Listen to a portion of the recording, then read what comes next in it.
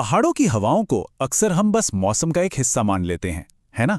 पर असल में ये सिर्फ एक रैंडम झोंका नहीं है, बल्कि एक छिपी हुई लय है। सोचिए, एक ऐसी लय जो हर दिन बिल्कुल एक तय समय पर किसी घड़ी की तरह चलती है। तो चलिए, आज पहाड़ों की हवाओं के इसी सीक्रेट को, इनके छिपे हुए जीवन को जरा करीब से देखते हैं। कभी गौर किया है इस बात पर?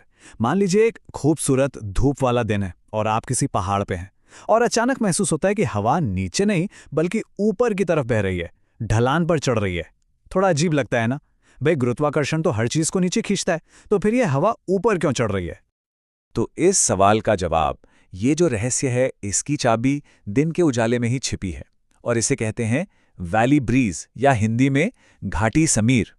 चलिए समझते हैं कि ये होता कैसे है।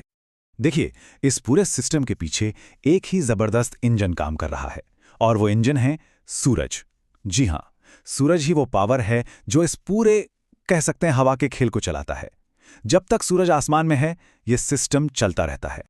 अच्छा, तो इसे ना स्टेप बाय स्टेप समझते हैं। बहुत आसान है। सबसे पहले क्या होता है, सूरज की किरणें सीधे पहाड़ की ढलानों पर पड़ती हैं। अब ढलानें घाटी के मुकाबले ज्यादा तेजी से गर्म हो जाती हैं, ठीक है? अब इन गर्म ढलानों को छूने वाली जो हवा है, वो भी गर्म हो जाती है। और हम सब जानते हैं, गर्म हवा हल्की होती है और ऊपर उठती है।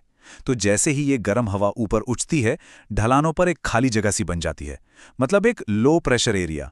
अब कुदरत का नियम है, वो खालीपन पसंद नहीं करती। तो घाटी में जो ठंडी और भारी हवा बैठी है, वो फौरन उस खाली जगह को भरने के लिए ऊपर की तरफ दौड़ पड़ती है। और बस यही तो है घाटी समीर। वैसे साइंटिस्ट लोगों ने इस ऊपर की तरफ बहने वाली हवा को एक खास नाम दिया है। इसे कहते हैं एनाबैटिक विंड्स।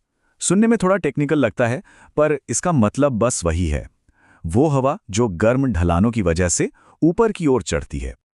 तो दिन का साइकिल तो एकदम साफ हो गया। ढलानें गर्म होती हैं और हवा एनाबैटिक विंड बनकर ऊपर चढ़ती है। लेकिन कहानी यहां खत्म नहीं होती। जैसे ही सूरज ढलता है, ये पूरा का पूरा खेल पलट जाता है। तो चलिए अब देखते हैं कि रात में क्या होता है। और अब शुरू होता है कहानी का दूसरा हिस्सा, रात का समय और माउंटेन ब्रीज, जिसे पर्वत समीर भी कहते हैं। अब देखते हैं कि सूरज के जाते ही सब कुछ कैसे बदल जाता है।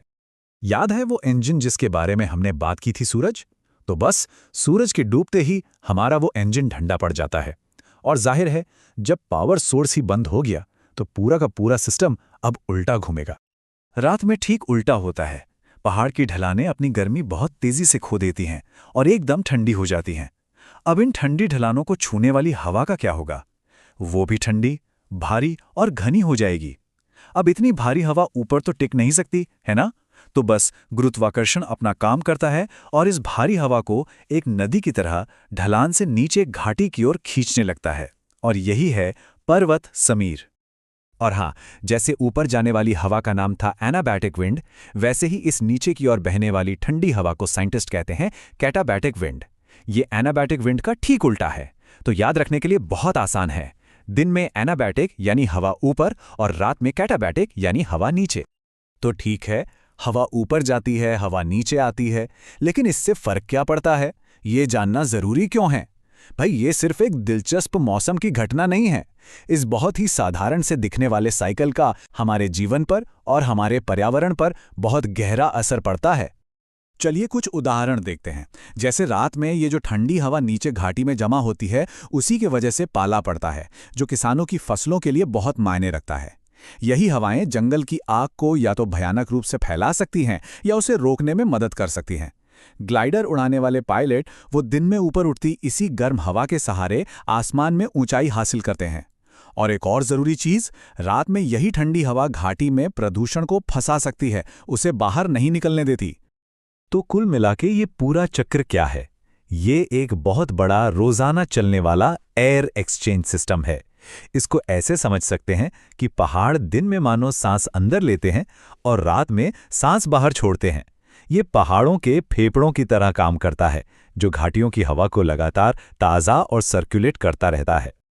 है ना कमाल की बात कि कैसे सूरज की गर्मी और गुरुत्वाकर्षण जैसी दो साधारण सी ताकतें मिलके प्रकृति में इतना बड़ा और इतना जरूरी सिस्टम चलाती हैं।